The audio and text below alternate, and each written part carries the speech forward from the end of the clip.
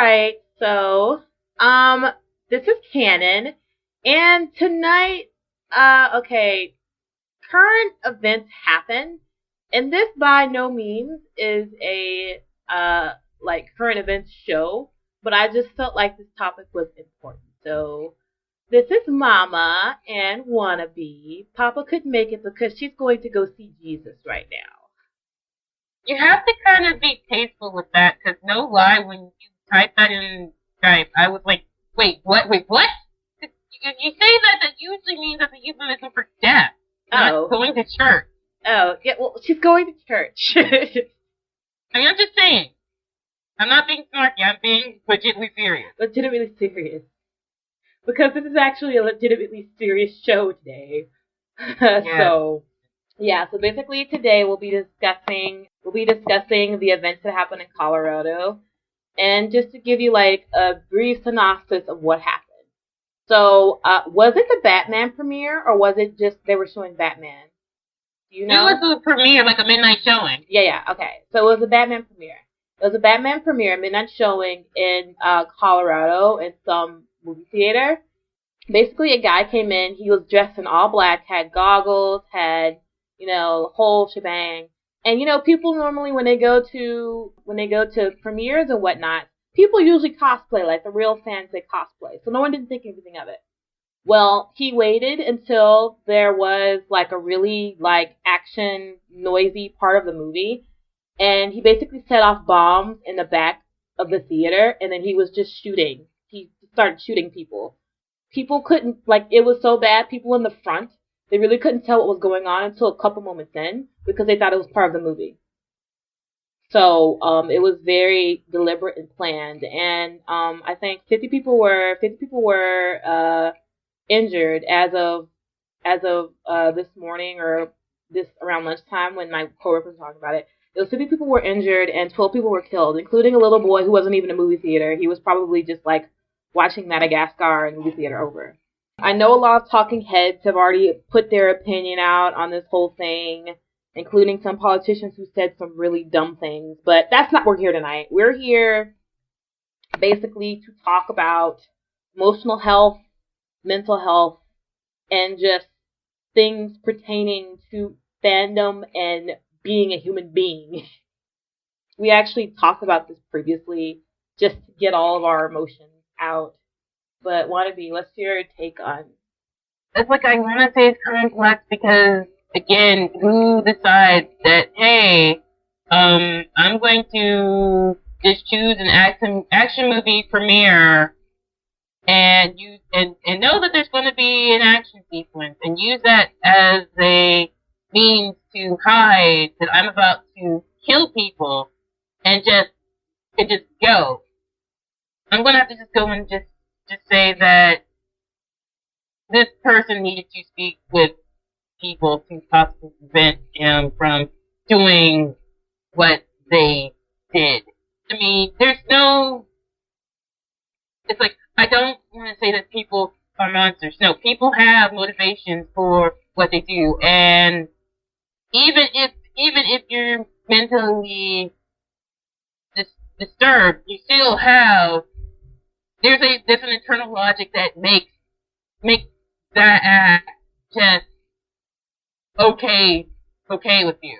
So I'm not saying that mental illness will cause you to do that. No, there are people who do have mental illnesses and they don't go up shooting people for being self-destructive. No, there's something here that there's a logic to these actions, and I wonder if this person, if they were able to get to the right people, this could be prevented. Yeah. One of the reasons why I wanted to have this call tonight was like, one, this could be, okay, never mind all the fandoms, never mind all of that.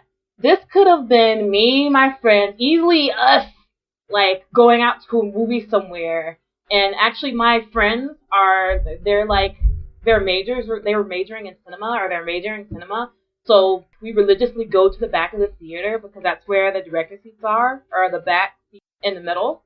So just knowing this and knowing what happened, and if we were there, we would have been fucked. Okay, we would easily would have been one of those 12 people, because So that it was just really personal to me. That's one reason why I wanted to talk about this.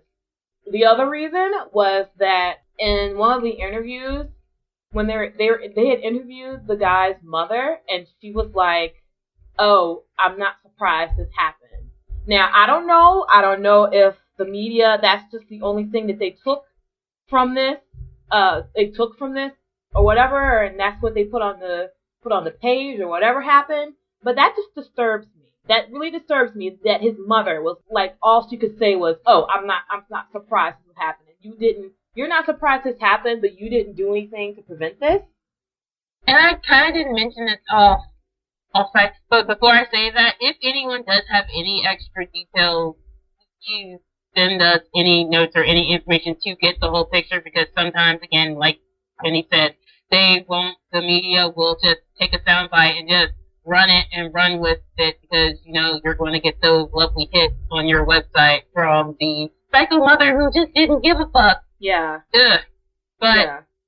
Again, it just makes me kind of, not to say that therapy is the end-all and be-all of all solutions and stuff, but I wonder if it's just that she could say this in earnest, because even though she did see it coming, you can see something coming, but you don't have the means of preventative measures to prevent it, like through a psychologist or therapy, something like that. So maybe that may be the case. Yeah, that's true. And again, too. it kind of goes to a bit of people can't get certain things fixed either because they just can't get access to them, or they don't have the facilities for things.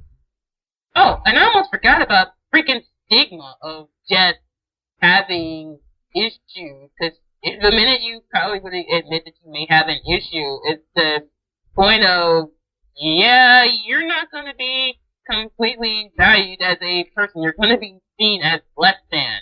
Yeah, instead of being seen as a person who has a disease. Like, I mean, I see it this way. If you catch a cold, you're not going to be ashamed about having a cold. In fact, your friends, if you have good friends, they'll come over with hot soup and drinks and, and they'll try to help you. I feel like mental diseases, emotional distress especially, because I feel like emotional distress is a form of illness. If you're emotionally distressed, then that affects your whole body. So I really feel like that's an ailment, emotional distress. It happens. I feel like those should be treated like other illnesses are treated. And that's like a third reason why we're having this talk tonight, is to just, we're not psychologists by any means, but definitely, like, I really feel like if someone knew this guy and they would have talked to this guy, and, hey, for all I know, he could have been a part of the Batman fandom, and then just for some reason he just snapped. If someone from whoever gives a crap about this guy would have just came and talked to him, maybe this wouldn't have happened. So we're not psychologists by any means, but this is just a notice, really, to mind your emotional health. Like, be aware of your emotional health, not only of your own emotional health, but the emotional health of your peers. And I guess this should also kind of add a disclaimer, because this can also get ugly real quick. Yeah.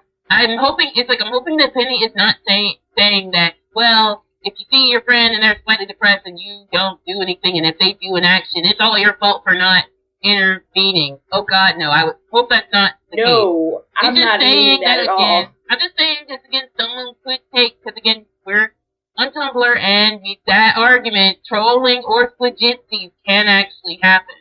But again, it's more like, if you can lend out a hand, lend an ear to listen to someone who may be disturbed, or hell, even if they're not, just if you can, listen to someone, talk with them.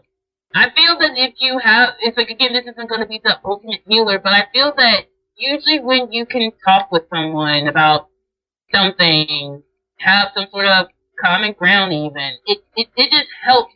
It just kind of helps with, I guess, being human and just living in a way. It is. There are a lot of hotlines. Like, I see it on Tumblr all the time, and I think it's great that people post, like, hotlines for suicide and all those other things. And usually it's for, and I noticed this, usually it's for self-harm. But they really don't have many venues for people who, it's really simple to say people who want to harm other people. They don't have helplines for that. No, I'm saying that they really don't have, like, when you're in that sort of situation, it's easy to say, well, you need to reach out and talk to someone, but it's difficult. You can't. You're in that situation. I would say that again. I can't necessarily say I've been in a situation where I feel like I would want to kill a bunch of people, but I would say that the closest thing I could think of is a situation where you aren't you're being stressed, like being just completely stressed out from doing a bunch of college work, just making sure that you're trying to maintain your grades so you, and while also maintaining other activities so that you're a viable candidate for getting a job, knowing that again, there are other people in your, it's like not in your state, not only in your country, but internationally competing for other jobs, and you constantly keep getting this rejection. You just want to isolate yourself, and when you feel that isolation, it's like, you don't want to go to anyone. You just want to be in that self. Some people in that situation may want to go out and destroy other people. Some people will stay in isolation and even may contemplate suicide. People are different, but you're not in that mindset. You're not, your thought process isn't to go out to other people. It's to just just stay away from things. Yeah. So, just kind of have to keep that in mind. All right, we're going to take a break.